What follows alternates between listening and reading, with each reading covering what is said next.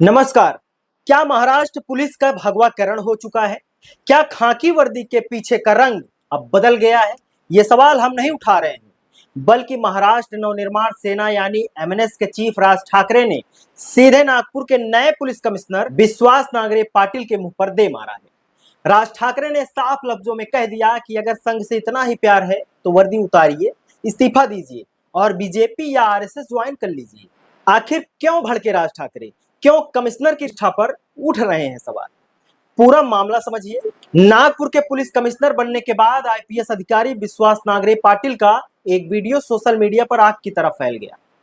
Video में commissioner साहब सकल हिंदू समाज नामक संगठन के एक कार्यक्रम के मंच पर खड़े होकर राष्ट्रीय स्वयंसेवक संघ की जमकर तारीफ करते नजर आए। ये साहब उस संगठन की तारीफ कर रहे थे जिसका आजादी की लड़ाई में कोई इतिहास नहीं, बल्कि जब इस देश के जो तमाम महापुरुष थे, जब वो आजादी की लड़ाई लड़ रहे थे, तो यही आरएसएस के लोग अंग्रेजों का साथ दे रहे थे, तिरंगे को पैरों तले दबा रहे थे, जला रहे थे और अंग्रेजों की मुखबिरी कर रहे थे। इतना ही नहीं, बल्कि सरदार पटेल ने इसी संगठन पर बैन लगा दिया। ऐसे विवादित संगठन के मंच पर जाकर संघ की तारीफ कैसे कर सकता है? कमिश्नर साहब के इस वीडियो को देखकर राज ठाकरे का पारा 7वें आसमान पर पहुंच गया।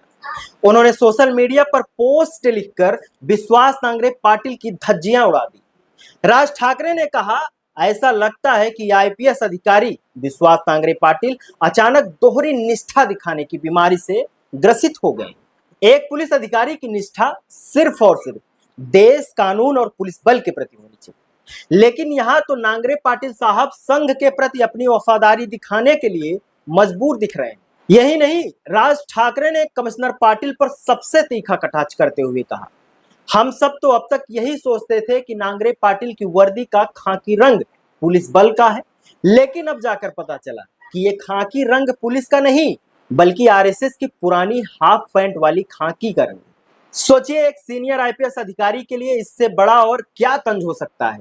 राज ठाकरे यही नहीं रुके, उन्होंने सीधे तौर पर राजनेताओं और अधिकारियों के बीच चल रहे खेल को बेनकाब कर दिया। उन्होंने कहा कि पसंदीदा अफसरों के लिए सरकार में पुनर्वास गारंटी योजना चलती है, रिटायरमेंट के बाद पोस्टिंग मिलनी तय है, इसलिए वफादारी बदली जा रही है। उन्होंने गृह मंत्री और मुख्यमंत्री देवेंद्र फडणवीस को कटघरे में खड़ा करते हुए पूछा, क्या मुख्यमंत्री और गृह मंत्री के लिए अधिकारियों की यह दोहरी निष्ठा मंजूर है?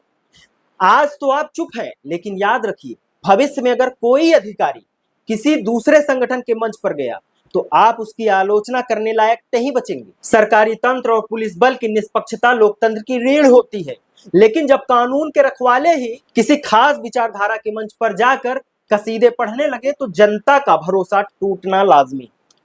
बामसेफ और तमाम संगठनों ने इसकी जांच की मांग पहले ही करी थी और अब राज ठाकरे ने इस मुद्दे पर सीधे सरकार को नंगा कर दिया है। अब देखना यह है कि इस गंभीर आरोपों पर नागपुर पुलिस कमिश्नर या गृह मंत्रालय की तरफ से क्या सफाई आती है। लेकिन आप क्या सोचते हैं, क्या एक पुलिस अधिकारी को किसी धार्मिक या वैचारिक मंच पर जाकर ऐसी वफादारी दिखानी चाहिए? अपनी राय कमेंट बॉक्स में जरूर लिखें, वीडियो को लाइक और शेयर और ऐसे ही बेबाक विश्लेषण के लिए हमारे चैनल को सब्सक्राइब करना ना भूलें। बने रहिए बहुजन प्लेनेट के साथ। मैं एल के शर्मा नंदवंशी, बहुत बहुत शुक्रिया।